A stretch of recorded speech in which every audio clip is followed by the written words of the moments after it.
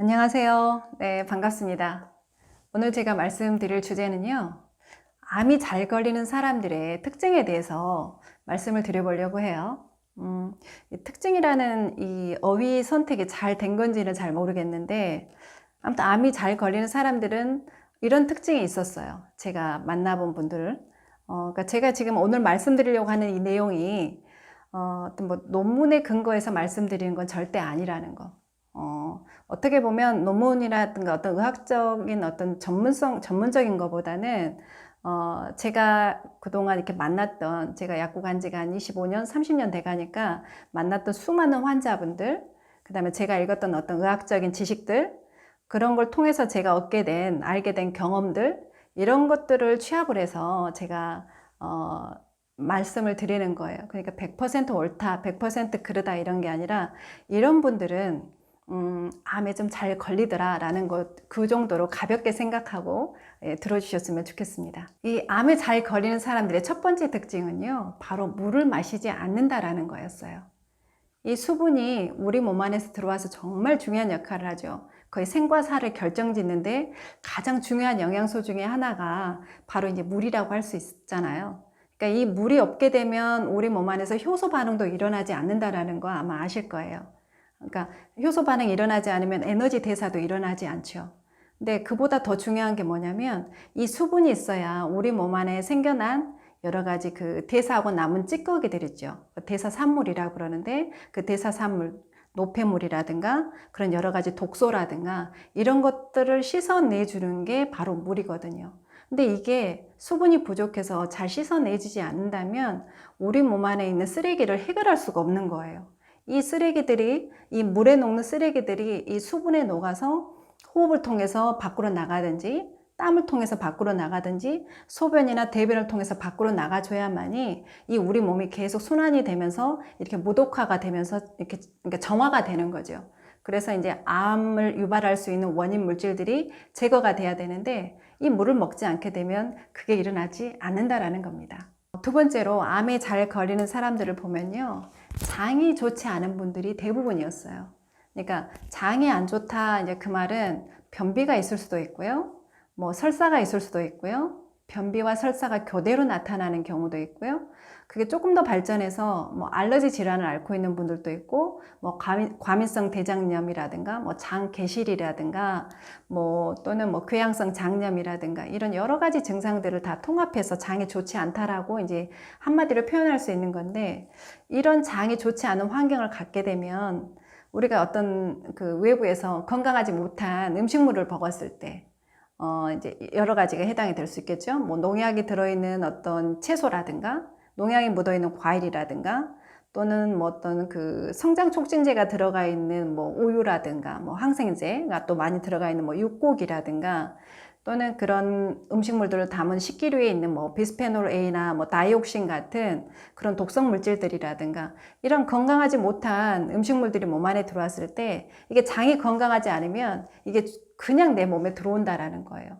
이걸 1차적으로 이렇게 필터링 해주는 게 바로 장의 역할인데, 이게 필터링이 되지 않으니까 장에서 그게 그대로 내 몸 안에 간에 들어오고 혈액에 들어오고 간에 들어와서 그게 이제 무독화되지 않고 몸 안에서 독소를 작용해서 이제 바람이 될 수 있다라는 겁니다. 그 다음에 암에 잘 걸리는 이렇게 유형을 보면요, 세 번째로는 간 기능이 좋지 않은 분들이 상당히 많았어요. 그러면 이렇게 질문하실 수 있을 것 같아요. 간이 좋은지 안 좋은지 어떻게 알 수 있어요? 병원에 가서 검사해 봐야 돼요? 네, 이렇게 물어볼 수 있는데, 물론 병원에 가서 검사해서 나오는 경우도 있죠. 뭐 AST, ALT 수치가 높다라든가 뭐 지방간이 있다라든가 뭐 간염 바이러스에 걸려 있다라든가 뭐 이런 경우로도 진단은 가능하지만 대부분은 그러지 않음에도 간 기능이 떨어져 있는 분들이 많거든요. 그러니까 그걸 뭘로 보통 볼 수 있냐면, 구강 내에 특별하게 문제가 없는데도 이렇게 구취가 있는 분들이 있고요. 혀를 잘 닦아도 이렇게 황태가 지워지지 않는 분들, 예, 그런 분들이 있을 수 있고요. 그 다음에 이제 시간이 갈수록 물론 노화가 되면 피부색이 칙칙해지는 건 사실인데 이렇게 피부가 까매진다라든가 아침에 자고 일어나도 피로가 충분히 풀리지 않는다든가 안구 충혈이 자주 된다거나 또는 뭐 입이 굉장히 쓰다거나 뭐 이게 스트레스가 많은 분들은 입이 쓰잖아요. 그리고 병원에 갔더니 뭐 지방간 진단을 받았다거나, 그리고 이제 헛구역질 같은 거, 이제 헛구역질이 자주 난다거나, 이런 여러 가지 물론 증상이 동반이 될 수 있거든요. 그래서 이런 간 기능이 좋지 않은 분들이죠. 이런 분들은 우리가 암을 유발할 수 있는 독소 물질들이 밖에서 들어왔을 때, 아까 장 기능 설명드린 것처럼 장에서 필터링이 안 되면 이게 그대로 혈액으로 들어온다라고 그랬잖아요. 근데 이게 첫 번째 관문이, 필터링을 해주는 첫 번째 관문이 장이라면 두 번째 관문은 간이거든요. 근데 이 간에서 두 번째 필터링이 되지 않으면 이게 그대로 전신으로 갈 수가 있어요. 그래서 간은 가장 중요한 역할 중에 하나가 해독 기능이잖아요. 해독, 말 그대로 독을 없애준다 이 말이에요. 독을 풀어준다라는 건데, 이 독을 풀어주는 작용이 장과 간에서 충분하게 되지 않으면 이 독소가 그대로 전신에 전달이 되기 때문에 발암 가능성이 굉장히 높아져요. 그래서 이 간 기능이 안 좋으신 분들은 암에 잘 걸릴 수 있다는 겁니다. 그 다음에 암에 잘 걸리는 사람들의 이렇게 특징을 보면요. 이제 네 번째가 걱정이 많은 사람들이에요. 좀 더 정확하게 말하자면 이 걱정을 지속하는 사람들이 정말 암에 잘 걸리는 것 같아요. 그러니까 우리 그렇잖아요. 물론 우리가 사람들이 걱정이 없을 수는 없어요. 특히나 나이가 들어갈수록 주변과의 어떤 관계가 많아지기 때문에 스트레스도 많고 걱정거리도 많아지는 건 사실인데, 정말 중요한 것은 이 걱정이 많아지는 게 문제가 아니라 이 걱정을 단절하지 못한다는 거죠. 내 스스로.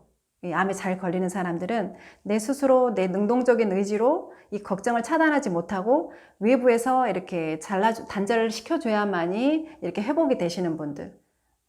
그래서 이 걱정이 하루가 되고 이틀이 되고 한 달이 되고 1년이 되시는 분들은요, 이 암에 참 잘 걸리시는 분들이 많아요. 그러니까 이 걱정이 계속 지속이 되잖아요. 그럼 우리 몸 안에서 여러 가지 화학적인 변화가 나타나요. 이런 걱정이 많아서 스트레스를 많이 받게 되면 우리 몸 안에 교감신경이라는 호르몬이 이렇게 항진이 되게 돼요. 그렇게 되면 우리 몸에서 또 호르몬의 변화가 나타나거든요. 어떤 호르몬의 변화가 나타나냐면 이 부신에서 분비되는 코르티솔이라는 스트레스 호르몬이 있어요. 그러니까 스트레스 호르몬이라는 말은 이 스트레스가 받을 때 이제 나오는 호르몬이다 해서 스트레스 호르몬이라고도 불리는데, 그럼 이 코르티솔이라는 호르몬이 좋지 않은 거 아니냐 이렇게 생각할 수 있는데, 그렇지 않아요. 스트레스를 받게 되면 우리 몸을 스트레스로부터 보호하기 위해서 나오는 호르몬이 바로 코르티솔이라는 호르몬이에요. 그래서 우리가 스트레스를 받으면 이 코르티솔 호르몬이 나와서 우리 몸을 이렇게 여러 가지 염증을 일으킬 수 있는, 그러니까 이 장에서 말하자면 암을 유발하는 원인으로부터 이렇게 차단시켜주기 위해서 이 코르티솔이라는 호르몬이 나오는데, 이 사람은 너무 코르티솔 호르몬을 많이 분비하게 하는 거예요. 계속 스트레스라든가 이 걱정에서 이렇게 단절이 안 된 채로 계속 노출이 되다 보면, 그럼 이 코르티솔이라는 호르몬이 제 역할을 못하게 돼요, 나중에는. 그러면 우리 몸 안에 항염 작용을 하는 기능이 마비가 되거든요. 그렇게 되면 어떻게 되겠어요? 이 암이라는 게 바로 염증이잖아요. 염증의 끝판이 암이거나 염증의 끝판이 자가면역 질환이거나 이제 이런데, 이 암이 발생이 될 수밖에 없겠죠. 이 코르티솔이라는 호르몬이 자기 역할을 수행하지 못하고 이게 과잉으로 분비가 돼버리면 결국은 나중에 그 역할을 못하는 거니까. 네, 많이 쓰면 결국은 없어지는 거거든요. 우리 몸 안에 모든 것들은 다. 그래서 이렇게 된 사람들은 이제 몸 안에 염증으로부터 자유롭지 못하고, 이 염증이 결국 암을 유발할 수도 있고 여러 가지 어떤 성인병을 유발할 수도 있고 자가면역 질환을 유발을 할 수도 있는 거죠. 그리고 또 한 가지는 이 교감신경이 항진이 되잖아요. 그러면 우리 몸 안에 대사 속도가 빨라져요. 네, 호흡도 가빠지고 심장도 빨라지고 에너지 생성하는 것이 굉장히 빨라지죠. 그렇게, 그 말은 무슨 말이냐면 그 찌꺼기도 많다라는 거예요. 대사하고 남은 찌꺼기도 많고 그 찌꺼기 중에 가장 많은 부분을 차지하는 게 바로 활성산소라 그랬죠. 그러니까 이중으로 공격을 당하는 거죠. 네, 코르티솔이라는 호르몬이 제 역할을 하지 못해서 염증 수치가 높아질 수도 있고요. 또 하나는 이 활성산소의 발생량이 높아져서 세포가 공격을 당해서 또 2차적으로 염증을 유발할 수도 있다라는 얘기입니다. 그래서 모든 암을 유발하는 원인 중에 가장 제가 봤을 때 비율적으로, 확률적으로 높은 게 이 걱정이라는 거예요. 이 스트레스. 근데 이게 정확하게 말하자면 이게 어떤 정확하게 데이터가 없어요. 데이터가 없어요. 왜냐하면 이 스트레스라든가 뭐 이런 걱정이라는 것은 수치화할 수 없기 때문에 이 데이터가 없다라는 약점이 있긴 한데 누구나 다 아마 인정을 하는 것 같아요. 암을 연구하시는 분들이나 또 일반 사람들도 내가 스트레스나 걱정이 암을 유발할 수 있다는 것에 대해서는 다들 이렇게 동의를 하시는 것 같더라고요. 그리고 암에 잘 걸리는 사람들의 5번째 특징은요, 바로 이제 유전입니다. 네, 유전은 이제 국제암연구소에서 발표한 걸 보니까 한 5% 정도 유전이 된다라고 발표를 해놨더라고요. 근데 우리가 실제로 보면 그렇지 않은 것 같아요. 가족들을 보면 이렇게 좀 더 높은 확률로 이렇게 바람이 되는 것 같더라고요. 그러니까 그랬을 때 보면, 그러니까 이 유전이라는 건 DNA 상으로는 5%지만 이게 어떤 그 가족력이라는 의미로 확대가 되면 이게 좀 더 확률이 높아져요. 그러니까 보통 20% 에서 25%까지도 이렇게 표현을 하시는 분들이 있더라고요. 그러니까 중요한 거는 어떤 그 가족들은 식습관과 생활 환경이 같잖아요. 그래서 그런 식습관이나 생활 환경의 원인이 돼서 암에 잘 걸리는 사람들이 있을 수 있다라는 얘기예요. 마지막으로 정리를 해보자면 그런 것 같아요. 뭐 여러 가지 공신력 있는 뭐 암 연구소나 뭐 센터나 이런 데서 발표한 걸 보면요, 그 주요 암의 원인들 있잖아요. 그러니까 제가 이제 말씀드리는 이 원인 외에 말씀드린 뭐 가장 1, 2, 3위가 뭐였냐면요. 첫 번째가 음식이었고요. 음식이 약 30%, 그 다음 두 번째가 흡연. 예, 흡연이 약 15%에서 30% 정도 이렇게 발암 물질로 이렇게 추정이 될 수 있고요. 그 다음에 세 번째가 이제 감염.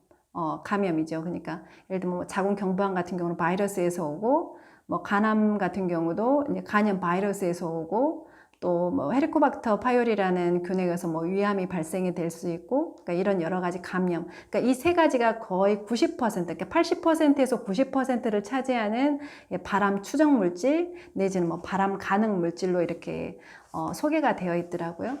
근데 정작 보면 이렇게 흡연을 함에도 99세까지 건강히 사시는 분들이 있는가 하면 전혀 흡연을 하지 않고 유기농 식단으로 건강하게 이렇게 사시는데도 어느 순간 검사를 해보면 뭐 말기암, 이렇게 뭐 대장암, 말기암 뭐 이렇게 진단받으신 분들을 우리가 그렇게 드물게 보지는 않은 것 같아요.